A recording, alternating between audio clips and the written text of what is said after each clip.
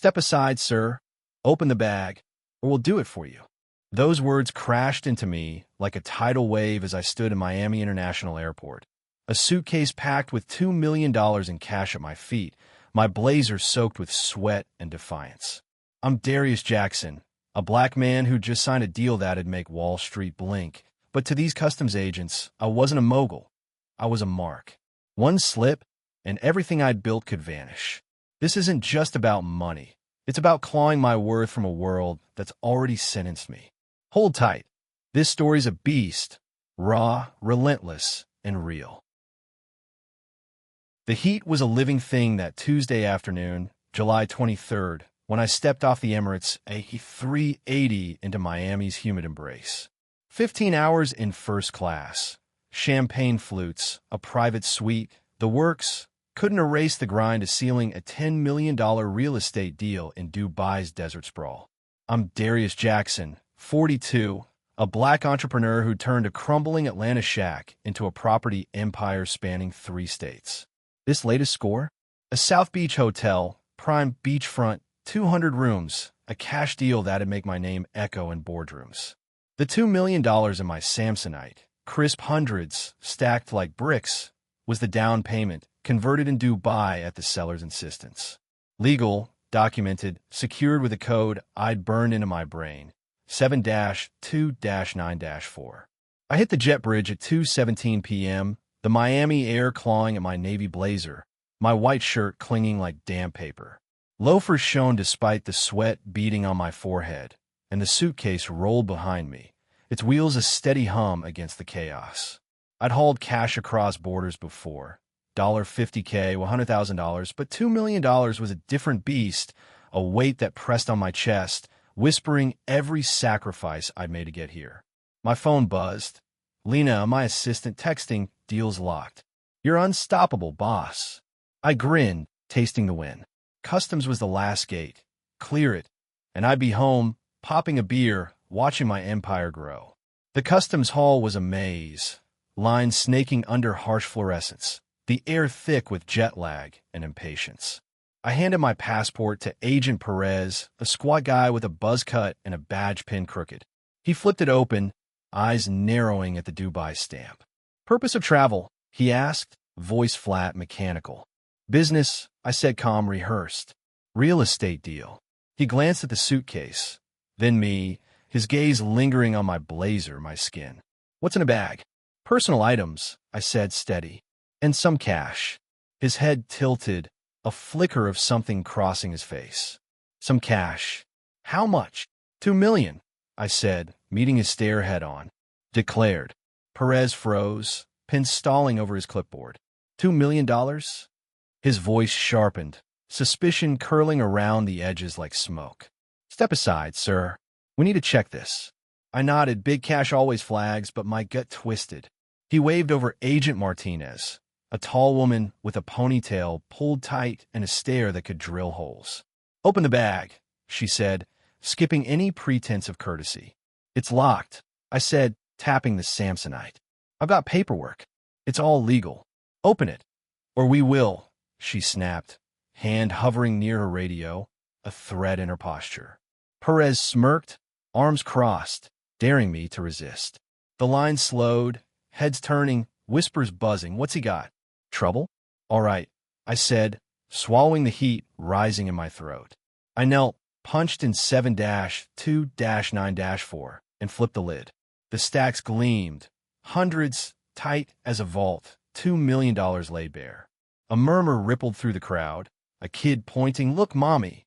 Martinez's eyes widened for a split second before hardening into steel. "Stay right there," she said, stepping back to radio in.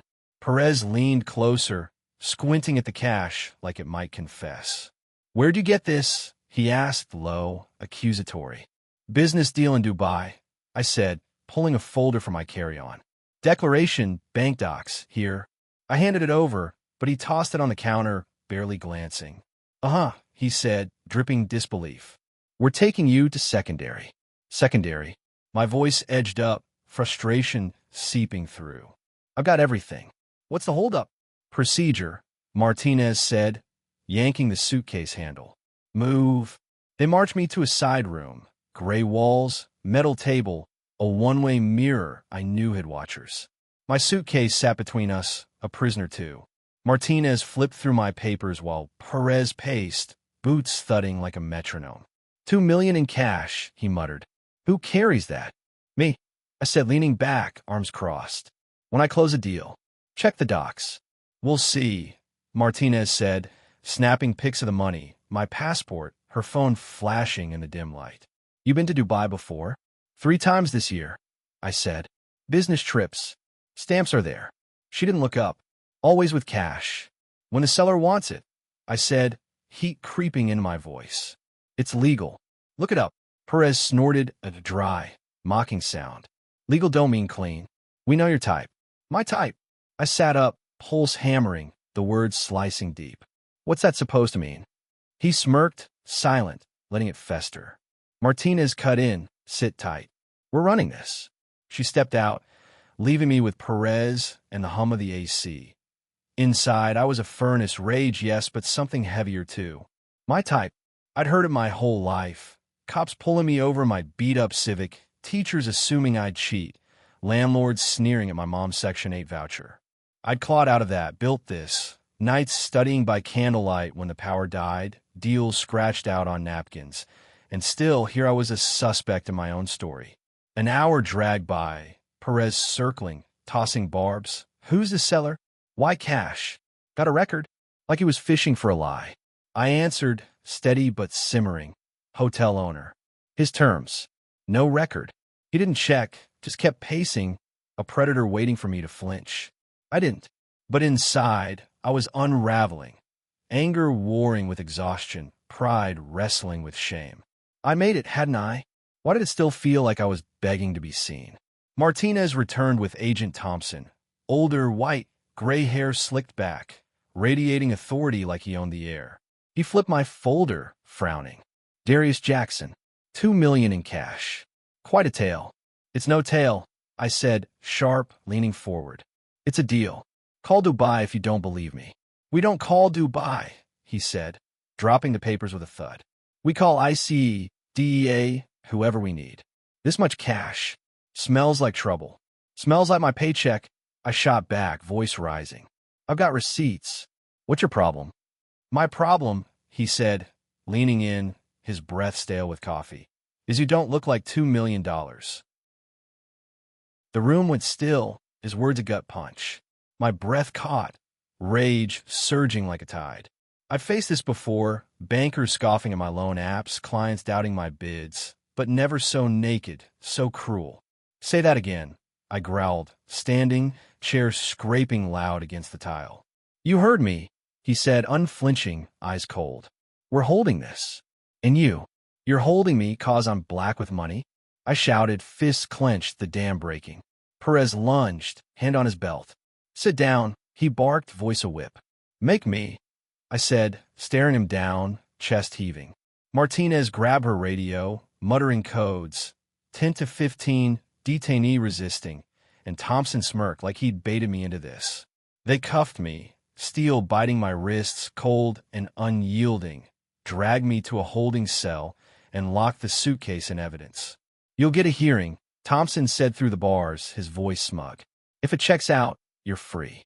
If, I laughed, bitter, the sound echoing off concrete. You're stealing my life's work, and you say if. Prove it, he said, walking off, his boots fading down the hall. The cell was a cage, gray slab bench, rusted toilet, a bulb flickering like a dying pulse. I sat, uncuffed now, rubbing the red marks on my wrists, fury boiling under my skin. But beneath it, something heavier sank in, humiliation, raw and jagged. I'd spent decades proving I wasn't the kid from the projects, the one they'd written off as a lost cause. $2 million, mine, earned through sleepless nights, missed birthdays, every no I'd turned into a yes. And here I was, stripped to nothing but a number on a cell door.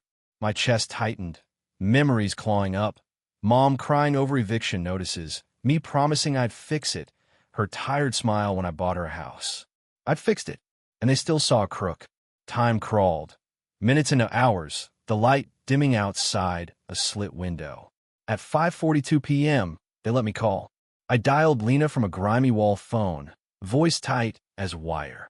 "Lena, get Carter." Customs took the cash. "They've got me locked up." "Jesus, Darius," she gasped, panic cracking her calm. "What the hell happened?" "They don't like my face," I said low, bitter. "Move fast." Carter, my lawyer, was a bulldog, ex-prosecutor, white 50s with a voice that could shatter glass. By 7 p.m., he stormed in, tie loose, bellowing down the hall. "You've got no grounds. Release him, or I'll bury you in litigation." They hauled me out at 8:15, Carter raging beside me, his face red as a furnace. Thompson stood by the counter, my suitcase open, papers strewn like confetti. "We're verifying," he said, defensive now, his swagger crumbling. "Verify this," Carter snapped, slamming a stack of faxes, bank statements, Dubai contracts, IRS filings, a notarized letter from the seller. "Legal tender declared, and you've got no cause. Let him go." Martinez shifted, uneasy, her radio silent. Perez avoided my eyes, staring at the floor. Thompson skimmed the docs, his smirk fading to a thin line. "Takes time," he muttered, grasping at straws.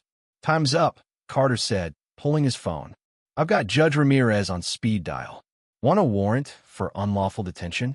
I'll have your badges." That hit like a hammer. By 9 p.m., they uncuffed me, handed back the suitcase, still locked, still mine, and muttered procedure like it excused everything. Carter clapped my shoulder, grinning. "You good?" "Yeah." I lied, grabbing the handle. My blazer hung wrinkled, shirt soaked through, pride battered.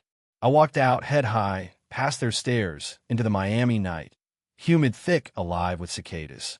In my Range Rover, I tossed the suitcase on the passenger seat and sat, hands trembling, the weight of it all crashing down. $2 million, legal, mine, and they treated me like a drug lord.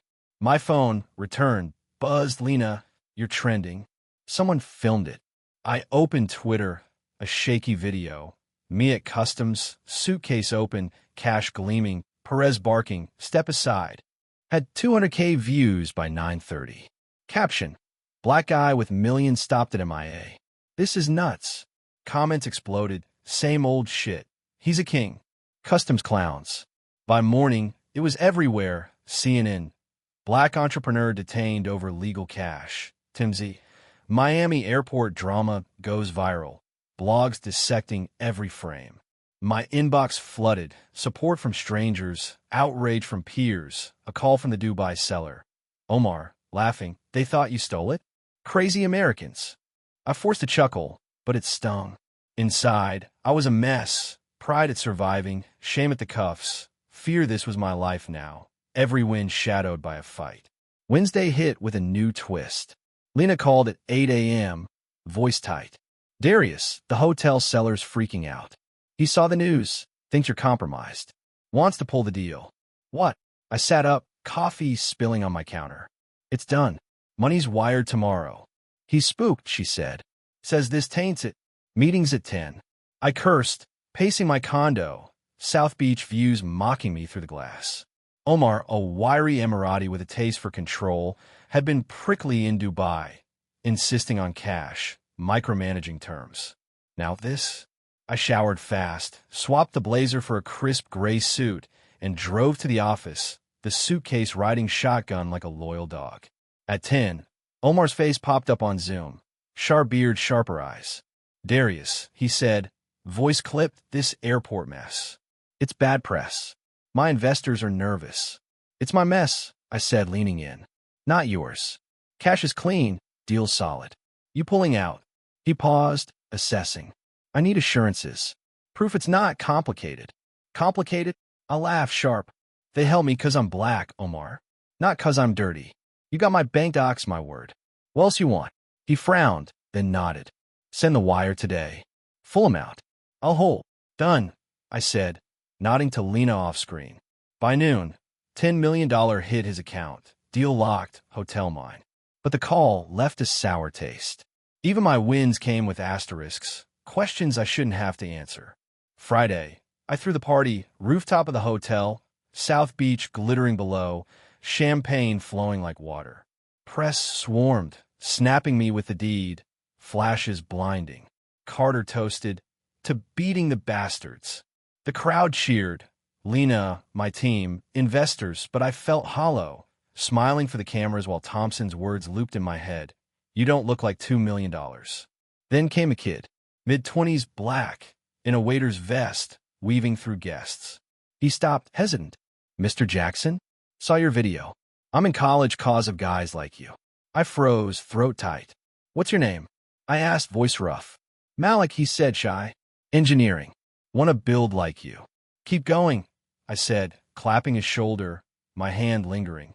His nod cracked something in me, hope piercing the bitterness. I'd fought for me, sure, but for him too? That hit different. Saturday brought another curve. Lena burst in at 9 a.m., eyes wide. "Customs is investigating. Internal review. Your videos got them scared. Lawyers are calling." "Scared?" I smirked, sipping coffee. "Good. Latching skeet." "More than that," she said, pulling her tablet. "ACLU wants you. Lawsuit against MIA Customs. Racial profiling. Big case." I sat back, the ideas sinking in. Sue them? Drag Perez, Martinez, Thompson into court? Make them answer? Part of me roared yes. Payback, justice. But another part shrank. Relive it. The cuffs, the cell, all public again? I saw Malik's face, though, and the yes grew louder. "Set it up," I said. "I'm in." Monday, the meeting was chaos. ACLU lawyers, my team, Carter grinning like a shark. "We've got him," he said, slapping a file. "Witnesses video their own logs." Slam dunk. By noon, we filed Darius Jackson v. U.S. Customs Service, a $5 million claim for damages, profiling, the works. Twitter lit up. Darius fights back. "Get him, King." Weeks later, the case rolled on, but I didn't wait. I broke ground on the hotel, renamed it Legacy Towers, and hired Malik as an intern, watching his eyes light up at the blueprints. The suitcase cash, back in the bank, a quiet victory. Nights, I'd sit on my balcony, deed in hand, replaying Thompson's sneer, Perez's smirk, the kid's hope. I'd won. Money, hotel, a piece of justice, but the scars stayed. One evening, Mom called, voice soft. "Saw you on TV, baby. You okay?" "Yeah," I said, staring at the ocean. "They tried me. Didn't work." "Never will," she said, and I heard her smile. I hung up, turned on the news, my story still trending, and felt it. Pride, yes, but a fire too. They'd come for me again, I knew it. But I'd be ready, building higher, fighting harder, proving I was more than their cage. Always would be.